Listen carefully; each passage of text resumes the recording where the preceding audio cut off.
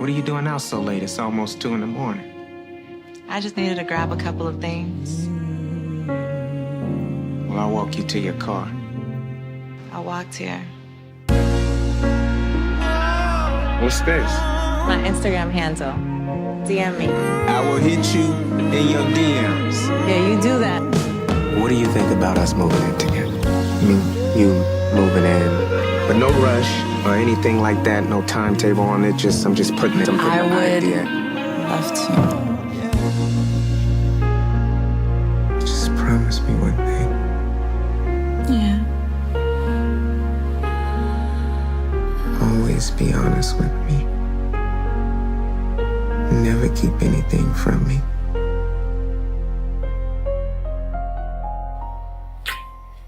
You promise me. I'm out. I'm back, baby. Reggie's here.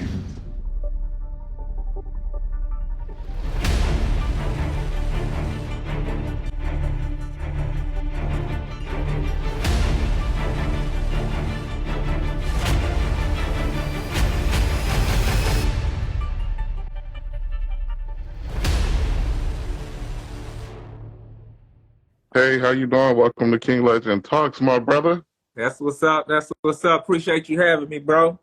Absolutely. The pleasure's all mine. I am honored to have you here today on the platform. We got a lot to talk about. This movie, look, I'm jumping right out the gate with it. This movie, Adam and Eve, is so crazy. We got a lot to talk about it right now, brother. So everyone that's just tapped in, this is the one and only Brian Hooks, actor, comedian, producer, director. I mean, I don't know how many hats he got on today, but I'm just letting you know he does a whole lot for the entertainment industry. So first of all, I just want to start off by saying thank you for delivering us an amazing movie called Adam and Eve. It actually dropped on my birthday, October 28th. Oh, word. Yeah. That's what's up, man. Happy belated. Happy belated.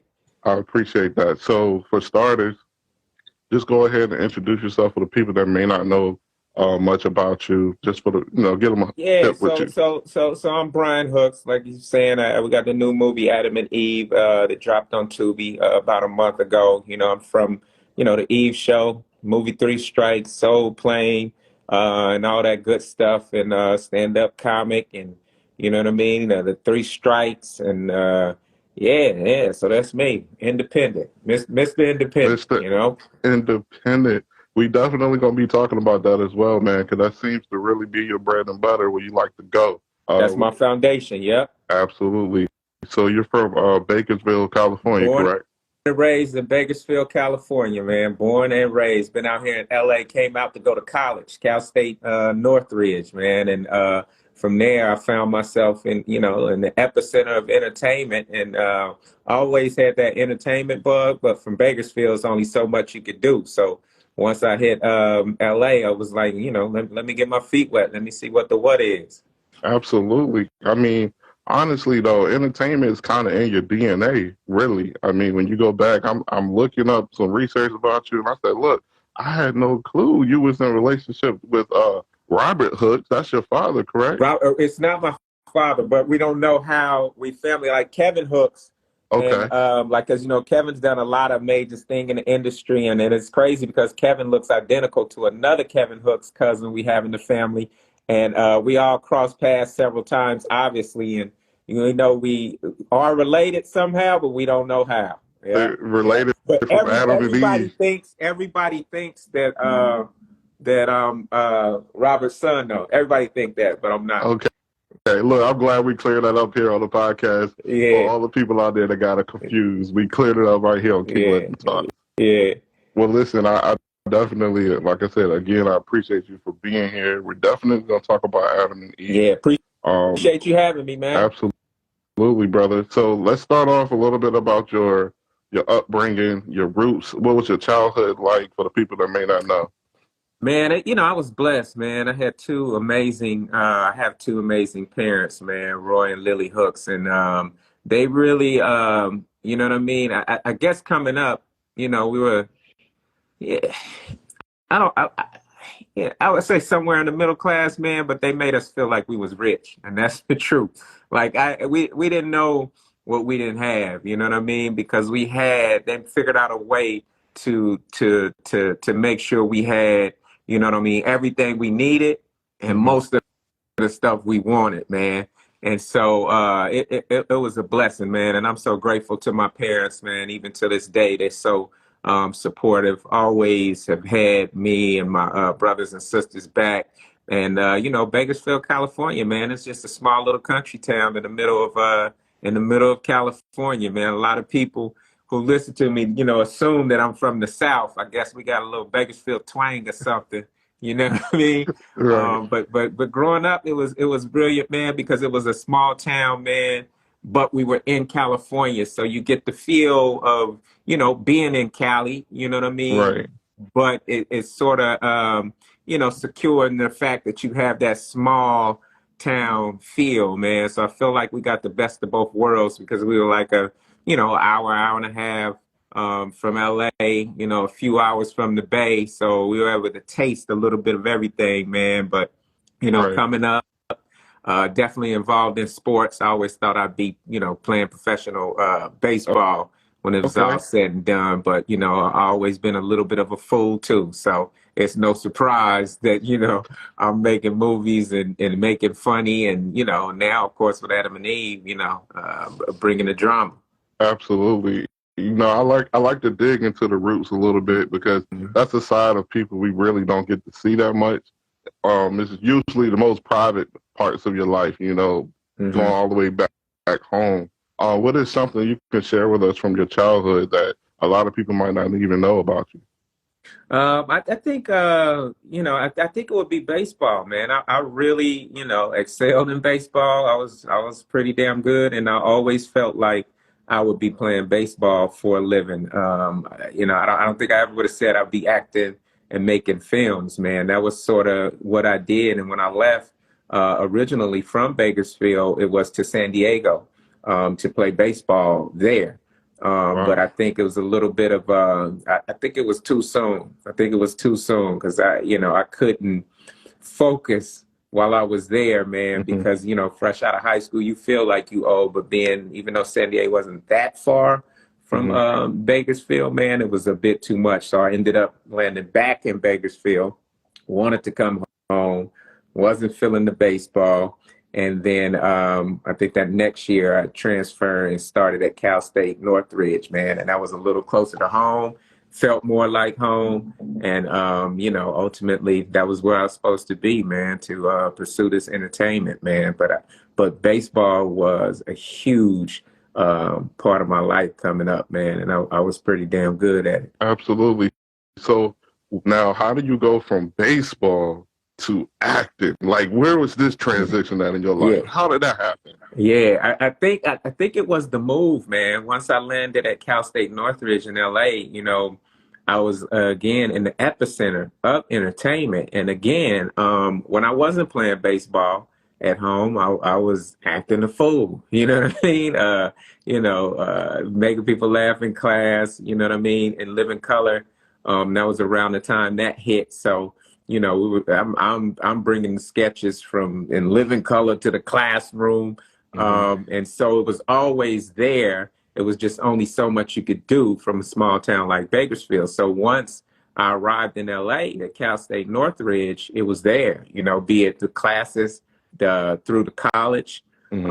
or the classes outside of school, and just being, you know, was all around you everywhere you went, whether you were seeing actors or seeing acting class or headshots or magazines with listing of productions and stuff like that, man. And so once still I had took a year off from baseball with plans of, you know, trying to walk on at Cal State Northridge. And I ended up taking an acting class and the bug just bit me, man. For there, I took a couple of classes off campus and then they had this magazine, Drama Log, they called it back then, which is now Backstage West.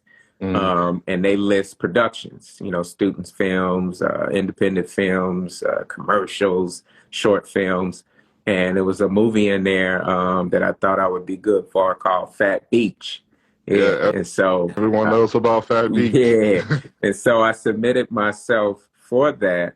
And 6 or 7 auditions later, man, I got the role. And Doug Ellen, who created the show Entourage, the iconic show Entourage, was the writer director on that film. And that's sort of how, just sort of, accidentally on purpose ended up in that space, man. And I never looked back. And I figured, I'll ride it till the wheels fall off. You know what I mean? And so it was at that point, baseball sort of took a back seat, and and Hollywood took the front seat, and I was riding shotgun. Absolutely. So now take me to your first I gotta pinch myself moment. I can't believe this is happening. This is real. What was that for you? Man, it's been a few moments, with Fat Beach was so crazy because that was my first feature film, and I was also the lead. So that was like, that in itself was insane. And I think as I began to meet some of the people who were in and around, like those moments were always surreal. I remember the late Coolio. And at the time, that's Gangsta's Paradise. That's Coolio, Fantastic Voyage, all that good stuff at the peak. And so him walking on set of that movie and me and him, I mean, he was cool, down to earth, and me just like chilling, being there with Coolio was like, I'm from Bakersfield. You know what I'm saying? Like, so it was huge. And then one day we were shooting in Marina Del Rey, and oh man, I'm tripping. Why am I blanking? Blade, my man. What's his name? Wesley Snipes. Wesley Snipes. Yeah. I knew you were gonna get it. Look, I said he gonna get it. Yeah. Wesley just walks on the set, man, and he just, he knows I'm the lead. He just comes up. He starts chopping it up with me, giving me all these jewels, man. And so it just keep having these moments to where it's like, yo, this is crazy. Right. And then another one, because it's not just one in 3 Strikes. E40 had been my favorite rapper growing up.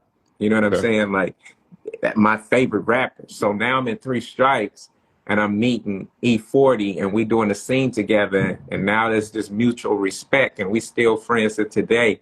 So it's just been so many like moments that was crazy for me, man. And then of course getting the Eve show to where, you know what I mean, you're on a sitcom on the lots that we used to try to sneak on, lots that we used to try to go on to, you know what I mean, see, shows and stuff like that, and weasel our way on. Now, I got the, parking space with my name on it in front of the same stages over in Hollywood that I'm trying to sneak on, man. So all those things were like, yo, this is crazy. And I always knew and saw it as a blessing. But it's, man, I've been so grateful and thankful, man. But this just I know you asked me one, but it's just been millions of, moments for me that are like, yeah, whoa. You know what I'm saying?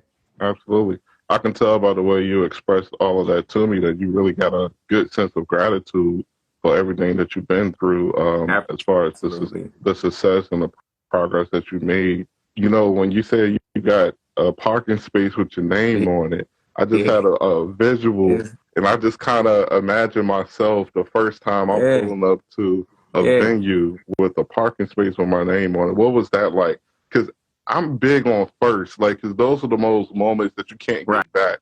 You only get to do your first one time. So that first time you pulled up and you saw the parking space with your name on it, what was that moment like for you? It was just unbelievable, man, because, and you understand what I'm saying, but you can like a parking spot over all the things that because you got to understand this was a studio lots in Hollywood that you can't get on. So for you to be trying to pry a sneak on so you can maybe see somebody or maybe see something or see, the behind the stages. So now to be pulling in there, man, doing a sitcom with Eve, Natalie DeSalle, Jason George, Sean McGuire, Ali Landry, you know what I mean? And all these dope people. And, you know what I mean? right in front of the building.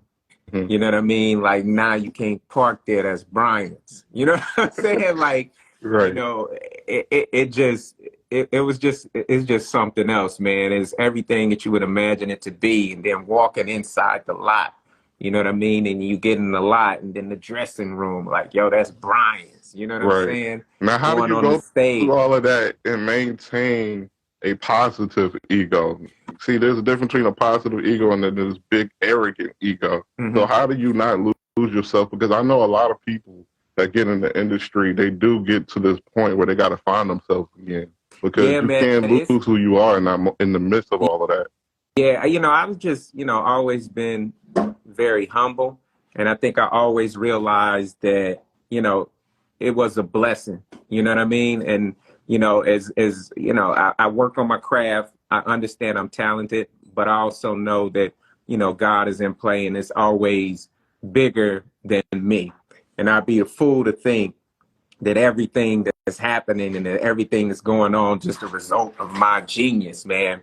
And then just coming from a small town like Bakersfield and being raised with the foundation that I have been, I just always understood that this was a gift. You know what I mean? Mhm. And there's hundreds of thousands of people out there as talented that's hustling that deserve a shot as well. So for me to be able to be here, I respected it as such, man. And it's true. A lot of people do get lost in the sauce because I think this industry attracts a certain type of personality that is a little bit unstable. Mhm. You know what I mean? And they really lean into that and start to expect and want to be treated and seen and do this and do that because it's constantly you're being catered Right. to.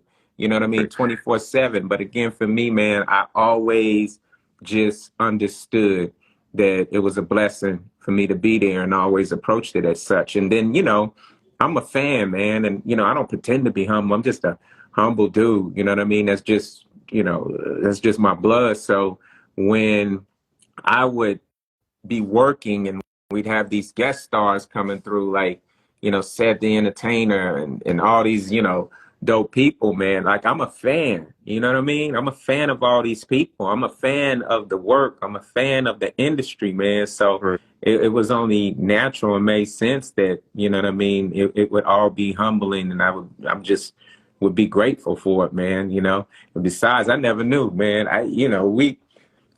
It was so good, man. Them checks was hitting like, woo, man. Like hey, bruh, hey, you had to ask nobody for your money. That money hit that account like clockwork, baby. And so, and I was like, yo, this is crazy, man. I thought we was stealing money. I said, man, they finna come arrest us in a minute. So I knew at any moment we gonna show up and the FBI or somebody was finna bust down the door because this can't be legal, man. Right. But it So was that leads me to my dope, next man. question to you. For someone that's young, when they get into the industry and they start getting those big numbers, those checks they never ever even thought of getting before, what is some advice based on your experience of dealing with that kind of money, what you would give to them? I think, man, you have to put it away because the thing with our business is, when you're working and if you're working on something that's network or studio, you're gonna get paid great money.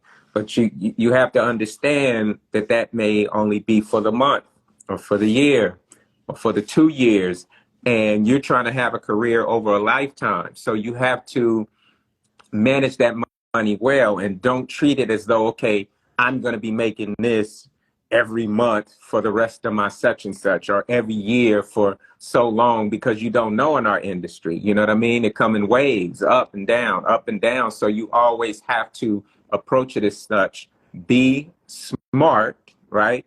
Be smart and put a lot of that away so that when you are in between jobs, you're not stressed about when the next job is going to come. Keeps your head clear, keeps your mind clear, keeps you stable and able to keep grinding, knowing that you have that safety net. So the first job you get where you make great money, always be looking to put the bulk of that away. You know what I mean? Now Mhm. you get the next big job, then you say, okay, now I'm going to put some of this away too, but I'll put a little less than I did the first time, and so on and so forth, to where you get to a point to where, like, okay, if I'm smart about it with investments and so on and so forth, this money can run me. But don't understand that, you know what I mean? You might be working strong for 2-3 years, and then you might be not working for 2-3 years. So you always have to be smart about your finances. If you are blessed to have, you know what I mean, a great gig, a great job come through, man. So please, please, please put that money away so you don't find yourself in a compromising position. Now, you just said a lot of great information there. First of all, I don't want no one to miss past anything you just said, because it's so easy. Once you get a lot of that money, you just want to splurge. And then when it's your first check, everybody want a piece of the pie. Yeah. All the accomplishments that, you work hard for, when nobody even believed in you. Nobody was even there supporting you. People calling you crazy, man. You need to get a regular job. You Right. stop chasing this acting dream. Now you get that first check, and it's like, hey, remember me? Yeah. Hey, buddy, how you Exactly. doing? So Exactly. being able to separate the true fans and friends, I should say, and family versus the people that just looking for a handout. That's also a big deal when it comes to walking into this level of success. So how do you feel when people expect you to put them on because you've been in this game and they feel like maybe you got close family members to them, or they may know somebody that know of you and be like, come on, man, you're supposed to put me on. How do you feel about that? I mean, it happens a lot, man. And with this industry, any sort of success comes, great responsibility. You know what I mean? And I think at the end of the day, you have to understand that some people just not going to understand, right? And I think it was, somebody was saying, I think it was Dame Dash was saying, how he deals with that with people. The reality is like, I don't have no money. Like, I have cash flow. Like, I'm running a business. I have employees. I have things I have to do. So money come in, money go out. Money come in, money come out. So yeah, there's money there, but that money is, to keep the ship afloat. You know what I'm saying? So no, I don't have anything to give you. And I think you have to, when people might not understand that, you explain it to them. If it's people you love, if it's family, you let them know, like, hey, look, I made amazing money. However, I don't know when the next time it is I'm gonna work. So I don't really touch that. Yeah, but you got a new car. Yeah, that was for me, right? Because it was my hard work, but that don't mean I can go and buy 10 cars. It's not a Oprah situation. You get a car, you get a car, you get a car. We not on Oprah Winfrey status. And I think you just have to be honest with people and let them know what it is and what it isn't. And that's your only responsibility. But you have to understand that some people are shallow and they will never quite understand that. And you have to find it within yourself to understand that has to be okay. You know what I mean? As far as putting people on, like, I'm still in the process of getting where I want to be. So there's not anything or only so much I can do for you. So what I can do is I can, share my journey and tell you where the pitfalls are, and also tell you where the successes are. And I can draw you out a roadmap to what it's been like that's beneficial for you to get to this point. You know what I'm saying? I can give you that. I can give you a map, but I can't sit here and hold your hand or pull you up and have you do this, that, and the other. That's just not realistic. And so I think it's just about being honest with people and sharing with them what it is, what it ain't, and giving them what jewels you can. And those who understand that, and who love you will appreciate that. And those who don't, they never really had good intentions anyway. And, sometimes that's hurtful because you may have held them higher, on an important scale, you know what I mean, than they do you. But, that's something you gotta, it comes with it comes with it all. You have to figure out a way to be okay with that. Some people gonna fall off, but those people who fall off wasn't supposed to be there anyway. Right. I agree with you 100%. What is one thing that you wish people that's on the outside looking in understood about someone like you in your position? I think, just a lot of people, I think they need to understand that, like I'm an independent artist, right? Like I'm an entrepreneur.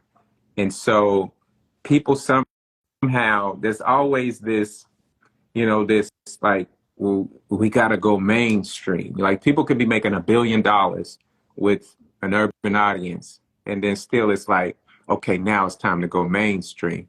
What are you saying, bro? You know what I mean? Right. If you have people who support you to the level of you're making great money and they're consistent in supporting you in everything that you do over and over and over, why isn't there comfort in that for you? What exactly are you saying when you have the support of the urban world, so to speak, and yet now you say, okay, we got to cross over to what? Right. To what? That's deep. What are you trying? Are you saying now you want the accolades of non-urban people? Right. Mind you, you're making millions of dollars, you're successful, and they love you, but somehow you're like, okay, now I want to start making entertainment. Stop making entertainment for them and make it for them. What in you makes you feel like your urban world isn't valid enough? And that you need the accolades and the pats on the back from another group of people when you have these group of people who've been loyal to you. So there's this whole thing that it's like you have to be, well, you got to do it with the studio. You got to do it with the do it. And, God has blessed me with the ability to make independent films from start to finish, make decent money, sustain myself and my family doing what I love. So Right.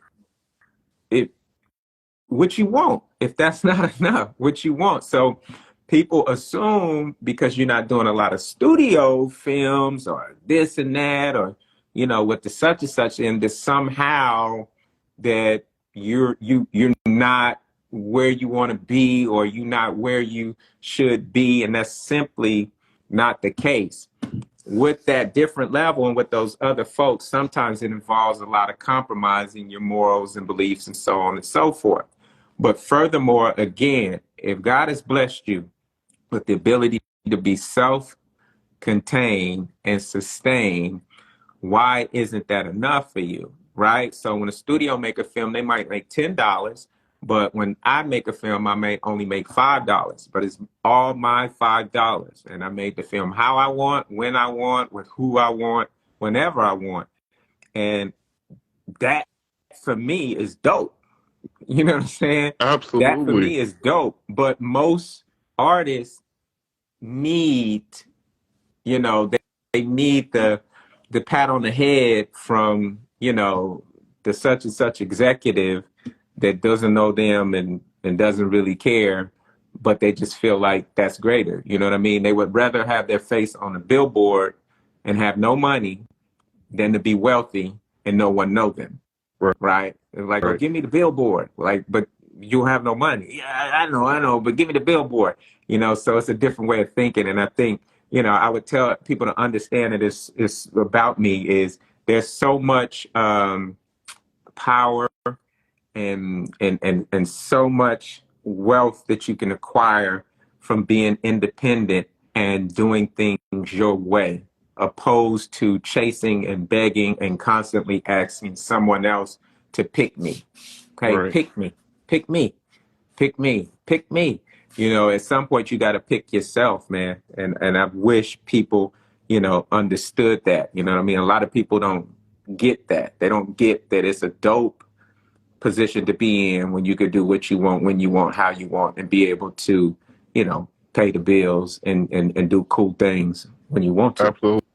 I agree 1000%. And I'm so glad you said that because there's probably so many independent people out here feeling like less than because, oh, I don't have these awards, or Yeah. I've been working hard. Nobody's trying to see what I got going on. Nobody's paying attention to me. It's that validation that you were speaking of, getting these trophies and awards. But what does all of that mean? Mm-hmm. It's just, it's just a materialistic thing. Mm-hmm. It's an item.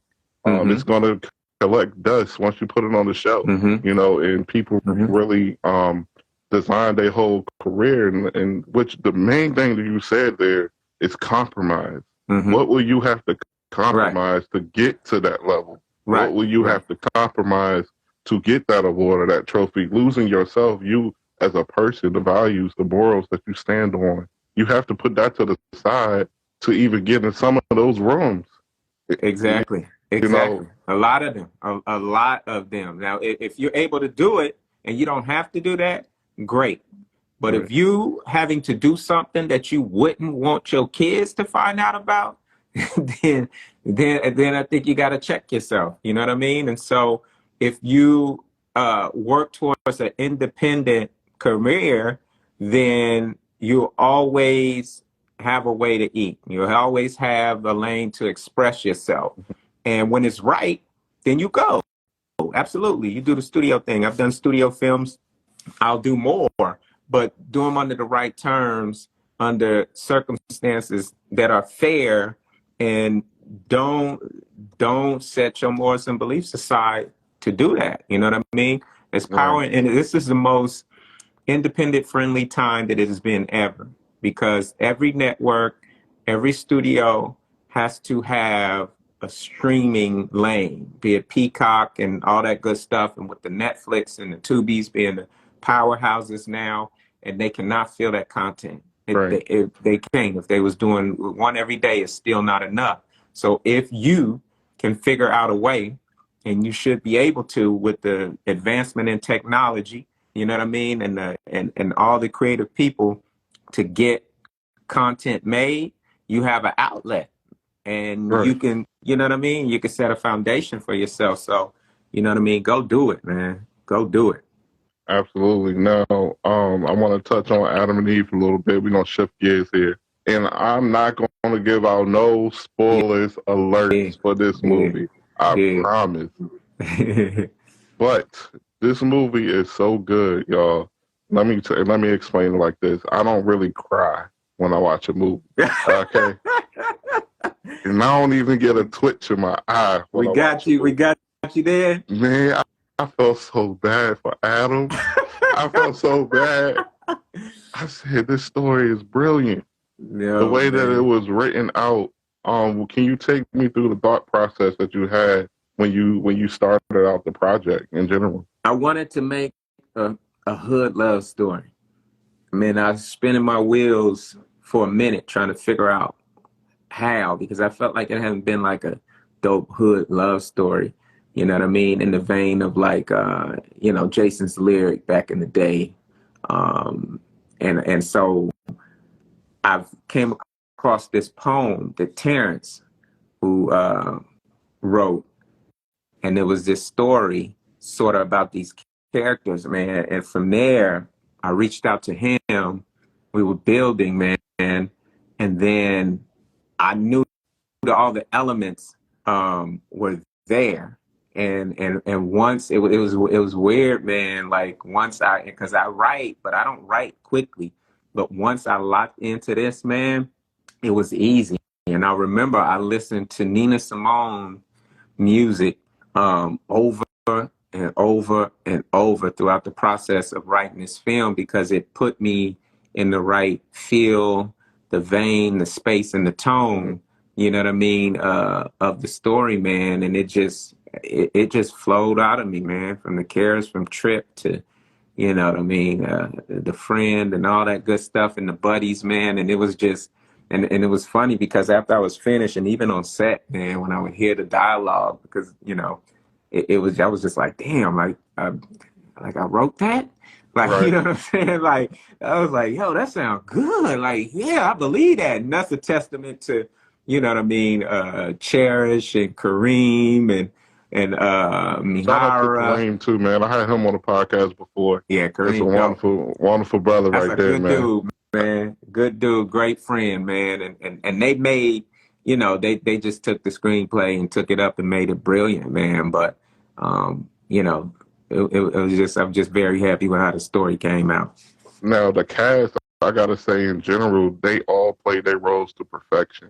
Every single Yeah. one of them, and they sold the script to me. You can't watch the first 8 minutes. Forget the first 10. You can't watch the first 8 minutes of that movie and not be hooked. Like, it's a Brian Hook film. Literally, you're gonna get hooked the first 8 minutes you watch it. I'm trying so hard right now to not do any spoilers. Right. It start off with a bang. You know what I mean? It does. Yeah, and then the man. plot twist. Uh-huh. You know. Yeah. Well, I'll see. You know what I'm talking about. And then there'll be a part 2 that explains the one or two questions that everybody have, like, wait, what? You know what I mean? So, and it'll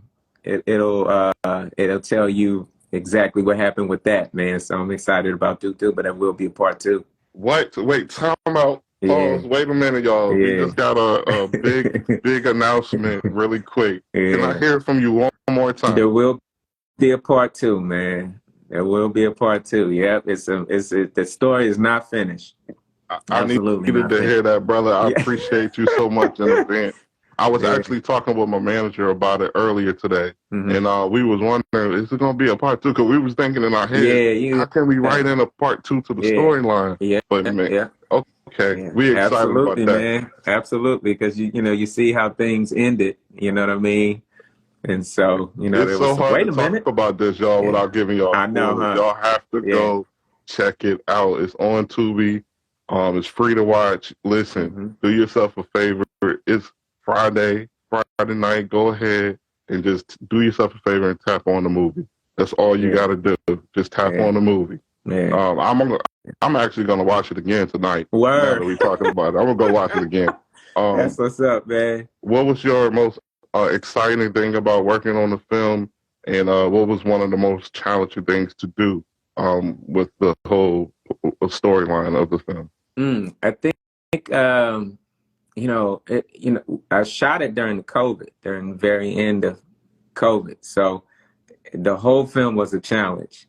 You know what I mean? And so because of the COVID, we had to even scale the crew back even more, just so we could stay safe, which meant he had to wear even more hats. So there was, times where it was like completely exhausted, man. But had to keep going, you know what I mean? Because when you writer, producer, director, star, every question is a question for you. You know what I mean? If you acting, and at the end of the day, you cut, you go to your room, chill. You might work the next day. You might not. You might have one scene. You know what I mean? You can navigate that. But as soon as I cut, I got to start, making sure everything we did was kosher. Making sure everybody is cool. We get out and we get wrapped right and start to prep and make sure everything is in place for tomorrow, man. So it was an insane amount of work, man. And then one day, I don't remember, remember when you were in Cal, the sun just didn't come up. Like the sun took a day off and the whole sky was red, man. And so it's just, we thinking like, yo, this ain't no fog. This ain't no, like, what is this? And it was that weird time. I don't know if y'all heard or remember that. They never even really explained what it was, I don't think, but the sun didn't come up. The whole sky was red all day. And so we can't shoot. Wow. You know what I mean? And so when you're on an independent film, like, it's not like studio, like, we're moving to another part of the schedule. Like, nah, bro. Like, we ain't no money for no another day. Right. You know what I mean? So that's a huge challenge, man. Independent schedules are extremely sensitive. You know what I mean? So that was, and then, one of the high points, man, is just being in Frisco, man, is such a beautiful backdrop. You know what I mean? And creatively, I'm like, you hear what we saying, you see what we doing, but, how can we give it, a different backdrop than we've ever seen for like a hood love story? And I don't think, it may have been, but I don't think there's ever been one told against the San Francisco background. So I just thought that was a dope visual. And some of them shots, like when we were walking along the bridge, with the bridge in the back, man, it's just beautiful. It was just so sexy, you know what I'm saying? And so Right. scenes like that, man, I was like, yeah, we in pocket with this. And one of my main questions I have for you about the film is, what do you want people to get out of watching the film? What do you want the audience to gain from watching the film? I think I wanted them to consider that, relationships are complicated. There's always different points of views. I mean, when you look at it, with all those characters, you could argue that all of them were in the right. You know what I mean? Like you could take a position for each of them, and that's just to say is love's complicated. You never know what someone else is going through or where they at. And I think in love, like as difficult as it is, I think the best thing we could do and offer in that, which we can control, is just the honesty.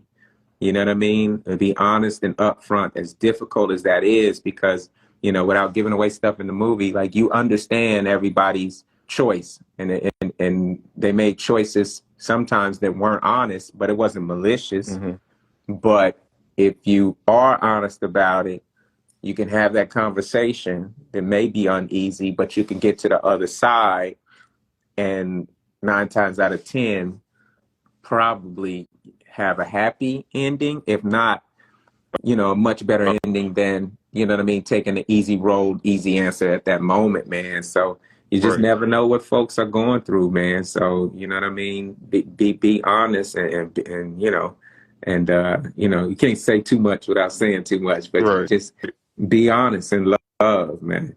And so I will give this away. It was about an ex-Marine who also had some PTSD going on. Right. Any words you want to say about that? No, I think that's again a thing. You know what I mean? And when you're dealing, you never know what people are going through. You know what I mean? And so, and I always say, even when you're walking around every day, you know what I mean, and you yell at somebody, "Hey man, you cut me off," or "Hey," you never know where that person is at. You know what I mean? They might lash out and go crazy on you, but it ain't about you. It's out of all the build that have been happening all day with things they're going through, man. Like Adam, suffering from PTSD, and which made his love and his thinking and his movements more intense. Mm-hmm. You know what I mean? And so, it's just a whole bunch of elements at play in this film. Absolutely. So my final question for you, Mr. Hooks, and I'm gonna let you go. I ask everybody that come on this platform this question: legacy. What does it mean to you, and what do you want to be remembered for? This is a big question, so you gotta think about it. Yeah. Legacy for me, man. I have a program, Left to Bang Entertainment, and for me, your legacy, I feel, should be measured for the impact that you were able to make on earth, right? And so I started this program, Left to Bang Entertainment, where we reach out to inner city youth and arm them with, filmmaking tools. But, more importantly, you know what I mean? It's a mentorship and sort of showing them that it is more out there for them than sometimes, what they can see in their circumstances. And so now with every film, including Adam+Eve, I allow these inner city youth to be a part of the process. And because of COVID, we've been doing it virtually.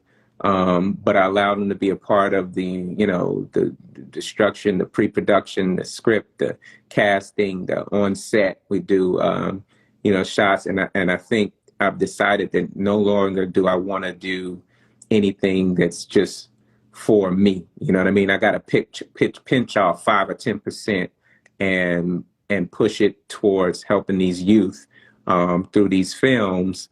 And they're the future.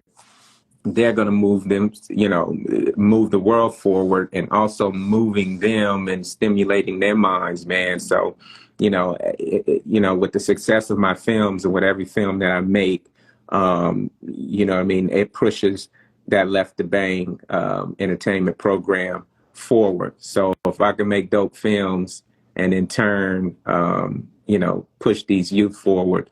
That's what I would want them to remember. He just wasn't out, making movies to see how much money he can make and how much he can make people laugh or whatever, but it also had this element that benefit these youth that otherwise wouldn't be able to, play in that pool. You know what I mean? So my legacy is like, man, he did a lot of dope stuff for kids and opened up their mind and exposed them to some cooler stuff through the films he made. Absolutely. I couldn't have said it better myself. Listen, Brian Hooks, it was an honor to have you here on the platform. I would love to have you come back for Adam and Eve Part 2. We got to talk about that. I got a question I'm going to ask you outside of this because this is about the movie and I don't want to do no spoilers. So for everyone that's tapped in, make sure y'all go check out Adam and Eve. It's on Tubi. Go stream it right now. Yeah. Okay? Yes. And then hit me and let me know what you think. And where you at? Where you at? I'm a VA. 757. Right. And what we're doing, man, is a lot of people reaching out who want to do like watch parties and screenings in their town, man. So if y'all interested in something like that, put it together, let me know. I'll come out maybe with another cast member. We watch the movie, you know what I mean? Celebrate, talk about it, and chop it up. All right. Sounds good, brother. I'm definitely be in touch. Okay. All right. Big dog, appreciate you. Absolutely. Peace. How could you be a king and a legend, boy? That's a big one, huh? It ain't enough to just be a king. And you got the lion in the background, boy. You's a dangerous guy, man. You are put through the fire. The only thing that kept me going was I knew it was going to happen. I believed it was going to happen. So I used to print out that list and I would put my name at the top. I would white out the person on the top and I'd put my name. And I would print out that list and I'd keep it in my pocket for the next 4 months until one day the email that I got had my name at the top.